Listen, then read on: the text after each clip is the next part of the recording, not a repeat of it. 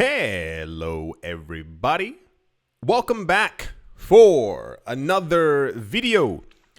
Hope you're all doing well, hope you're all taking care of yourself, hope you're all drinking enough water, and that you're all having a great day.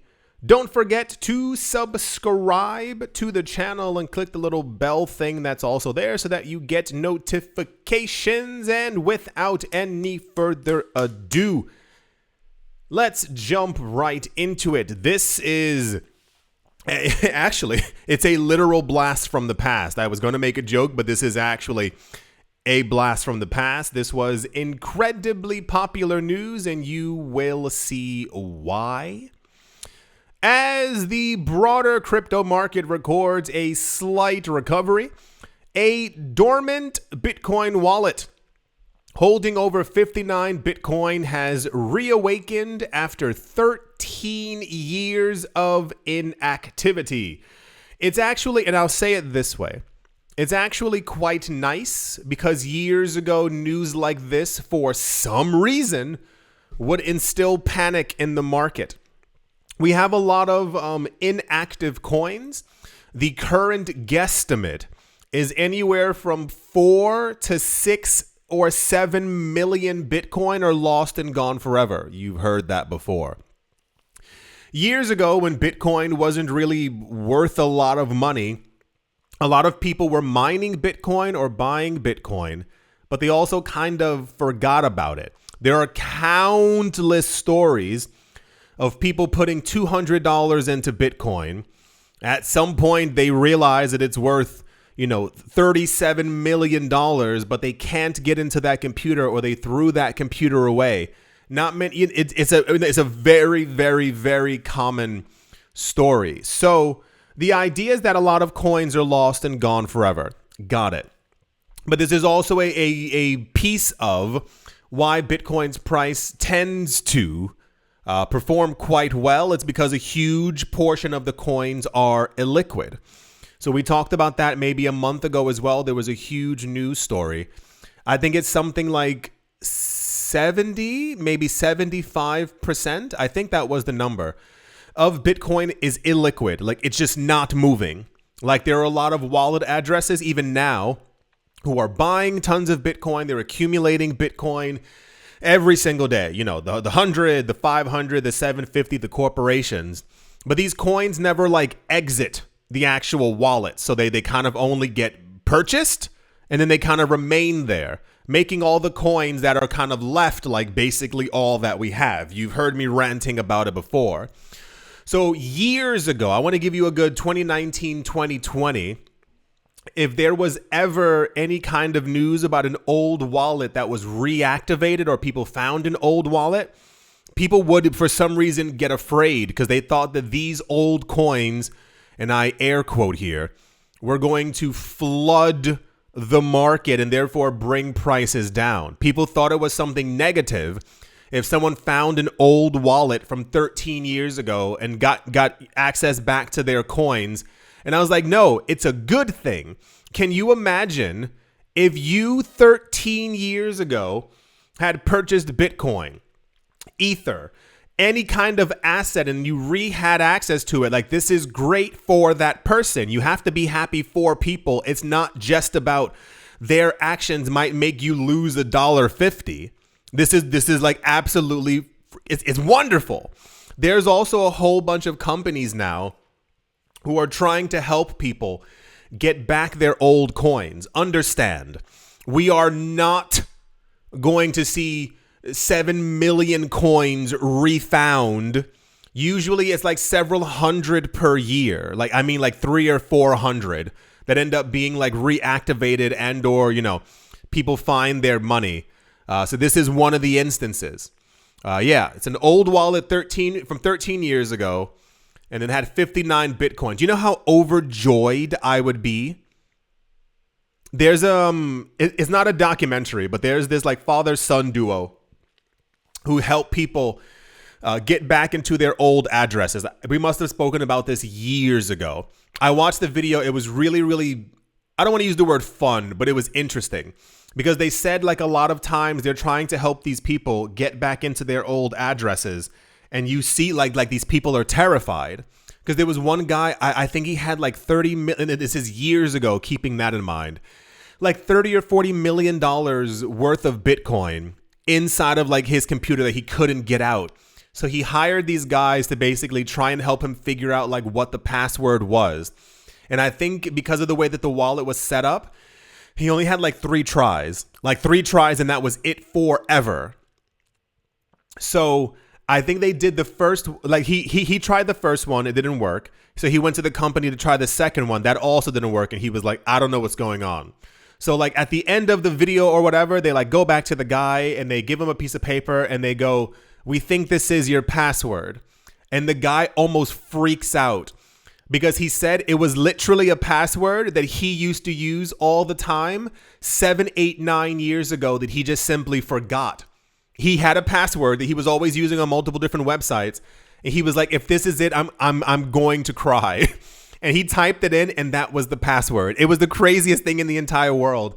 And then the father-son duo, they also get like a portion of the money that's inside as well as like a thank you kind of thing, you know.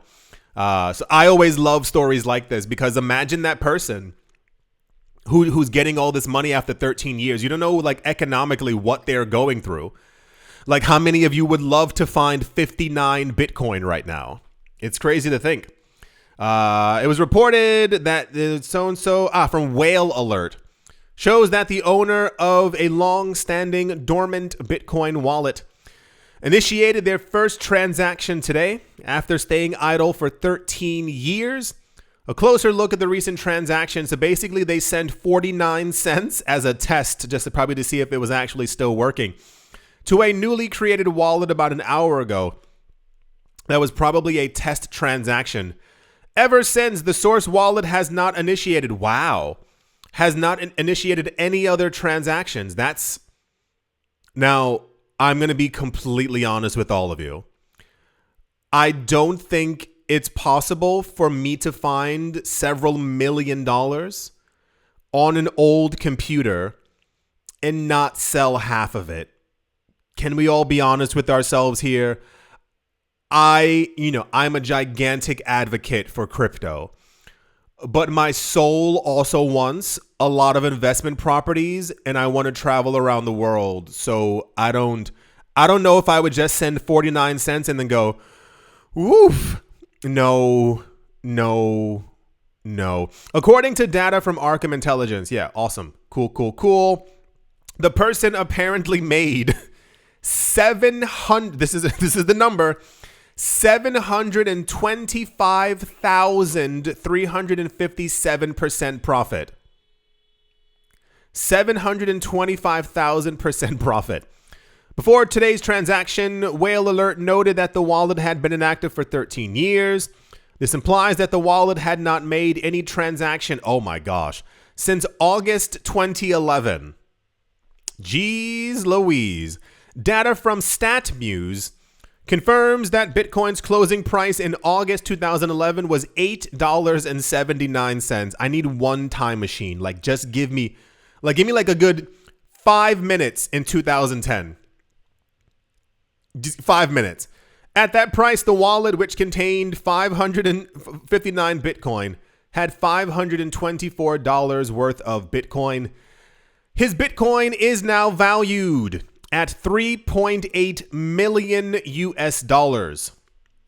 The return on investment is 725,000%. This was very popular news. I'm very proud of everyone for not being super scared of this news because, like I said, years ago, this would have been touted as something incredibly negative. How dare he find his old wallet? I'm not joking either. How dare he use it? He moved coins because people used to write weird articles that this person was going to once again flood the market with 59 Bitcoin. Will this bring Bitcoin's price down? Why is Bitcoin going down? Well, there was a wallet that was activated after 13 years and and it's like, no. Whoever you are, I'm very happy for you. I hope you buy an island or I don't know, whatever you want to do with your own money, please have fun with it. Yeah, very, very, very popular news. We get this maybe only around like 3 times a year now. It used to be a little bit more frequent, but now it's literally not that often anymore. Yeah. That's someone just found, oh my gosh, someone just found $3.8 million on an old computer news. And yeah, let's move on. Also in the news, on-chain data shows that Ethereum whales have continued to accumulate more cryptocurrency as their supply share has risen. In a new post on Twitter, the market intelligence platform known as Into the Block shared an update on how the Ethereum supply concentration has been looking from the major holders groups on the network. The group in question here refers to the division of assets user base based on holding size, and they are throwing them into 3 different categories: retail, investors, and whales. The first of these, the retail people, the people who are always selling, includes the smallest hands in the sector. Those holding less than, 0.1% of the ETH. That's crazy. Wow. Retail, the smallest hands in the sector, those holding less than 0.1% of the ETH circulating supply. This cohort represents the everyday investor who doesn't have much influence in the market. Once holders exceed 0.1%, then they are called investors. And anything after that is basically whales. For those of you not looking at the screen, Ethereum whales are now holding around 43% of the entire supply. Years ago, this was also a gigantic controversial thing. And I'll even backtrack and say that it should not be controversial. It's just more of it's time. It's time going by and it's time passing. One of the biggest annoyances that I've personally had within the cryptocurrency space is trying to tell people since 2016 that prices were low, that people should have gotten in. I think the first time I spoke about Ethereum on both of my channels, I think Ether's price was $3 or $4. And I remember being like, this one seems pretty inexpensive. I was like, what if it goes to like $20? Like that's a huge increase. When Ethereum was $8 at the beginning of 2017, I was like, I think this is going to go somewhere. I was like, it might hit like $30. It went to $1,200. The problem, my friends, is that when it comes to the idea of like centralization, people tend to kind of try to conflate them together. Decentralization of like the actual coin, its supply, who's holding it, but also like actually the metrics of mining decentralization. The problem is that like people people understand what this is. If you have not been convinced by the Enterprise Ethereum Alliance, by all the movements of the whales, by all the companies buying Bitcoin and Ether, all this crazy activity of why we have specific ETFs, like there's really, not to be mean, but like there's no helping you. Of course, this is the same exact thing we heard before with the Bitcoin whales. For those of you who missed that video, Bitcoin whales are holding 91% of the supply. And the people went onto Twitter and they were like, this is centralization. No, it's you being slow. It's you not paying attention to like the actual movements in the market.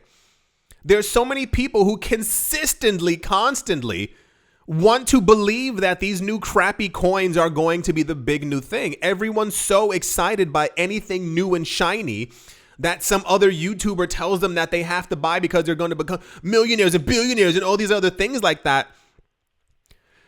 Why do you think I'm constantly always like, listen, first of all, backing it up, why do you think the news is always very specific? Why do you think like the actual news, if you didn't see the video about a week ago, I went over like all like that daily news and you saw that 99% of it was garbage. I showed you what the news is always about.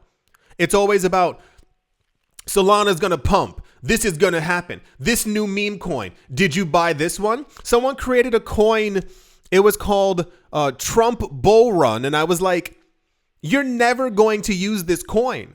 Every time that you hear about these new meme coins, these scam coins, these Solana coins, you are not at the top of the pyramid. You are hearing about it last. You are the exit liquidity. That's how it all continuously works. So as everyone over the last 8 years plus continues to pay attention to all these other crappy coins nonstop, consistently, over and over and over, the rich people are buying up all the big assets. That was also another video that we just had a couple of days ago, for those of you who didn't see it. There was a news report that, and also it was like from these institutions, and I think it was from Deloitte, one of the big four consulting firms. They said that rich people are accumulating assets at a pace that they've never done before. They're buying up everything. The human mind tells us that abundance is abundant, that there's always going to be extra this, that there's always going to be extra that. And it's not true. You've lived in a world where relatively, especially online, you see that the internet, for lack of a better term, is infinite, if you will. You think it just kind of is always there. But when you hear about digital scarcity, your mind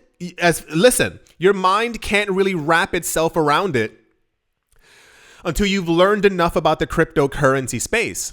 When you constantly hear this company bought 14,000 Bitcoin, I've been telling you for years, the human mind hears they bought $14,000 worth of Bitcoin.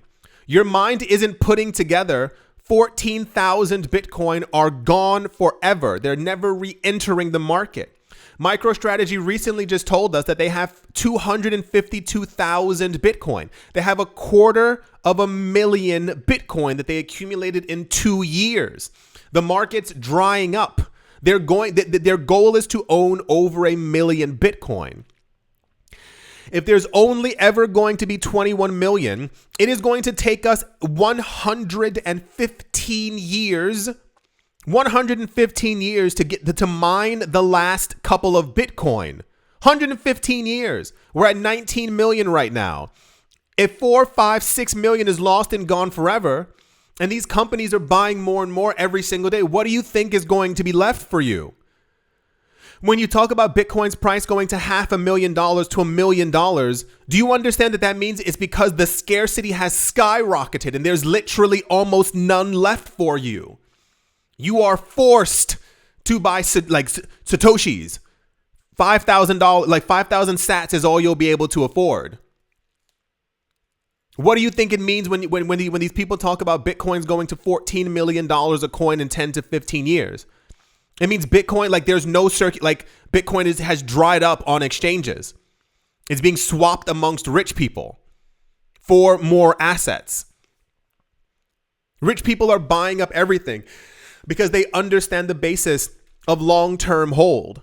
That's been one of my biggest confusions in this market. Listen, I'm not a genius. I'm not some like mathematical so-and-so. But when you read, when you learn, when you like try to absorb information about something, that's why I keep saying, if you've been here for a while, you have no excuse. And I mean here for a while with me. I'm not talking about in the market with all these other crypto YouTubers who used to write on boards and used to tell you to do this, standing in front of their dad's Lambo, and you have to do this and so. And the moment that there's a bear market, they leave. If you've been here with me, you have no excuse. I've been telling you about all the coins that I told you, the news that's constantly always there. These coins are still around and they're being bought up by all the rich people over and over and over and over and over and over and over and over and over and over and over. This isn't centralization. This is just smart. Imagine I told you, listen, everyone listening right now, every single one of you. I told all of you, we're about to go back to 2011. What's the first thing that you're going to do? You're going to start buying up Bitcoin. You're going to wait until Litecoin comes out and buy up as much as possible, because Litecoin was like 2 cents when it came out. Ethereum comes out, you're going to buy a bunch of it. XRP comes out, and you'll continue doing this for literally as long as you can. When you understand how to build wealth, how to make money, how to become rich, it's not difficult. It's not some 45, 1.5 hour long YouTube video. The answer is buy assets and hold them. When the value of those assets goes up, you swap those assets into something else that will also make you money. You keep buying things that will produce you income and or go up in value. I saw this video. This is from a couple of years ago. It was very, very weird. It wasn't a documentary, but it was kind of filmed similar to that way. They were talking to this like older gentleman, if you will, and he was explaining like how he made his money. Part of the documentary had to do with like the divide between like rich and poor. And he was talking like, he said personally, he realized that people were annoyed with him or what he had, but he also was like, I built this basically from nothing. He found a village around where he lived, and he realized that houses were very, very cheap. Like, I mean, years ago, he said like they were like the equivalent of like $2,000-$3,000 for an entire house. Like, it was a small village. I mean, maybe like a couple thousand people, but you know, what have you. And he was like, yeah, I realized they were really, really cheap. So he bought all these houses, and then by the time we're seeing him in the actual video, he's in his maybe late 60s, maybe early 70s. He has a bunch of kids, he has grandkids, and he was like, yeah, you know, I kind of want to liquidate a lot of these things. Where he was, there were tax incentives for buying property and basically holding it, so that when you sold it, you got like a much lower tax rate. It happens in a lot of places around the world. Like France also does this, for those of you who don't know. France has a staggered tax rate. So if you buy property, and I think if you live inside of it and hold it for 25 years, renting it out or living inside of it yourself, basically, I believe 22 or 25 years, you can Google it. Basically, when you sell it, you pay 0% taxes on it. Like, this is a big thing around the world. So this guy was living in one of these places, and he had like 15 properties in that village. He was like, I think I'm going to sell them. And each place that he bought for $2,000 or $3,000 was worth $150,000, $175,000. One of them was bigger. It was worth $250,000. And he was like, I'm going to take all that money and I'm going to buy property somewhere else closer to my family. But he planned on like reinvesting it into like multiple other things. But when you actually watch it, it was meant to be like the word's not rebuttal. So people are seeing this man talking about his wealth and his money and stuff like that and what he plans on doing with it. And the other side was like, well, he's not paying taxes on it. He's a terrible human being. I don't understand, because like they couldn't conceptualize that someone could build wealth and also not be a terrible person. But also this idea of like, how did he do it? What's the secret? All he did was buy something that people were going to live in and give him rent for. He held it long enough that he owned a good supply of it. And then he sold it off, made his money. He's going to buy more assets. These rich people in this market, and I keep screaming it over and over, these rich people in this market, they know how to make money. It has nothing explicitly to do with dollar cost averaging per se. It's simply just being on track and buying. 43% of course, whales control or owning 43% of Ethereum. I'm surprised that the number's not higher. I'm honestly shocked that it's not like 65 or 70%. Like, I mean, explicitly. And it's probably only because usually whales tend to, like, you need a certain like amount of money in something to be considered a whale. It's similar like for Bitcoin. So in order to be a Bitcoin whale, you have to have over 100 coins. And sometimes even a lot of people say that whales are if you're holding over 1,000 coins. That's another metric, which would basically mean if you have 998 coins, you're not even in this number. And I don't know what the number, like, it's not listed here. I don't know what the number is for Ethereum. Is it 5,000 coins, 10,000 coins, 20,000 coins per wallet to be an Ethereum whale? What happens to the people who have 500 Ether, 1,200 Ether? The number, like, actually holding like the entire supply must be closer to 70 or 80%. Like people who are just below the actual whale wallets.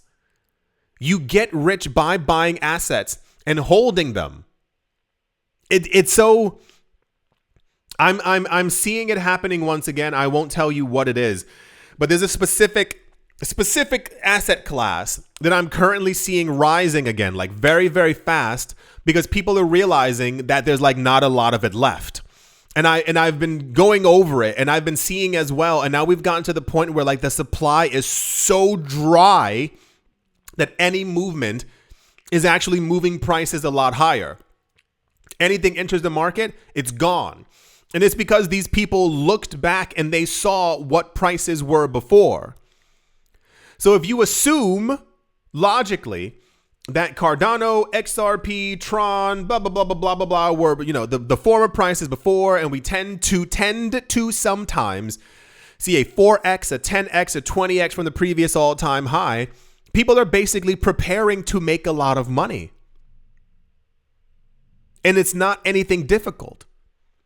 It's the same thing when we heard before that Bitcoin news about 91% being held by whales. And that was just the metric. If you had, I think it was over 1,000 Bitcoin. And I was like, of course. When you hear these banks and these institutions, if you missed the news a couple of days ago, Larry Fink, the head of BlackRock, was like, Bitcoin is it. Bitcoin's the thing that's going to bring us out of economic problems. I was like, check. And then we had another analyst from BlackRock who was like, yeah, Bitcoin's going to do this and so. And I'm like, when rich people hear that, they don't go, well, I'm going to wait for prices to drop lower. I saw somebody on Twitter just say that same exact thing. Somebody said that they and their friend are waiting for Bitcoin to go back to 22,000 before they buy because they're looking at some chart. And I'm like, what are you talking about? Like, what dimension are you living in where you think that that's even remotely a reality? If you have it, and I told you that before, people always ask, like, at what prices am I buying? I'm buying all the time, everything, nonstop, constantly. I'm making sure that I don't lose out. My tentacles are all over the place. I'm buying multiple coins. I'm buying all the NFTs. I'm buying every single asset class right now that is undervalued. So when prices 20, 40, 60x pump, I know that I've made really good money. It's just complete logic. Didn't mean to rant. I'm always ranting. I know. But gosh darn it, like, the only people who are constantly selling is retail. The people who have the least are retail. Everyday normal people in real life don't have a lot. Like, imagine, stop. Listen. You have a friend right now who doesn't invest, who doesn't put their money into anything. Imagine trying to convince them, if they put a couple $100 alone every single month, even into the stock market, I don't care where it is, to try and convince them that they would have high 5 figures and or low 6 figures within the next 10 to 15 years, you wouldn't be able to do so. You can't convince them. You know the way to convince them? You have to show them the past. You have to show them you missed out. You could have done this. You have to confront people with these things. Look at where you are now economically. Look at what you don't have. Look at how much money you spend in a week on things that you don't need. For those of you who don't know, the number is $27 a day. There was just I was just watching a TikTok video, and this woman was so shocked because the number was, it is estimated that the average person spends around $10,000 a year on things that they don't need. That even means you going to the Dollar Tree, you going to the supermarket, no matter where you go, and just picking up things that you don't really need. The food ends up going bad. You got to throw it away. It's wasted. And she was like, there's certain weekends where she's going shopping for stuff and the bill comes out to $400. She's like, I didn't need anything that was actually really in my car. I just wanted to go shopping. If you told somebody that, you told them you're spending $10K a year plus on things that you don't need, and you saved that and invested it at 7% return, and in 10 to 15 years, you had $150K, $200,000 minimum, how many of your friends would actually do it? You know what they're going to do in the future is complain that they don't have any money, that they're broke. That can you lend me some money? Well, I see you have so much. I hate hearing that. And I remember being a kid hearing that. We grew up broke, but we knew people who were broker than us. And they used to always ask members of my family, well, I see you guys have a TV. You guys have cable. And I was like, what? And they would ask people for money all the time because they said that we had it. And I'm like, what are you talking about?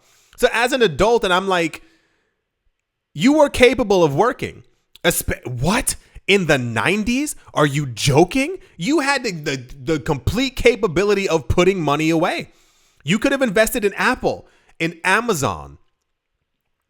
All these companies when the stock was $1.50. What's your excuse now? Well, Amazon's too expensive. Apple is too expensive. Bitcoin's too expensive. You're just going to keep making excuses the entire time? You can't do anything? You can't invest in any sort of market nowhere? 10 to 15 years, I'm telling you. A lot of you right now, I'm telling you, you are going to make good money in this market. You're going to make 6 figures. Some of you make 7 figures. I implore you to keep investing. Put that into real estate. Put it into something else that will, cash producing. You will have a friend who you know right now and you think it's not going to happen because you think that jealousy amongst friends can't simply be a thing. You're going to have someone who comes up to you one day and be like, yeah, it's really rough. I don't have this. I don't have that. Oh, wow, your house is really nice. Can you loan me some money? Because you have so much. One of my friends, last point. One of my close friends got into investing a number of years ago because I basically dragged him by his arm and I was like, you are going to make money. I told him to put money into crypto. He put some money into stocks. He's also buying art and stuff as well. He's doing pretty well.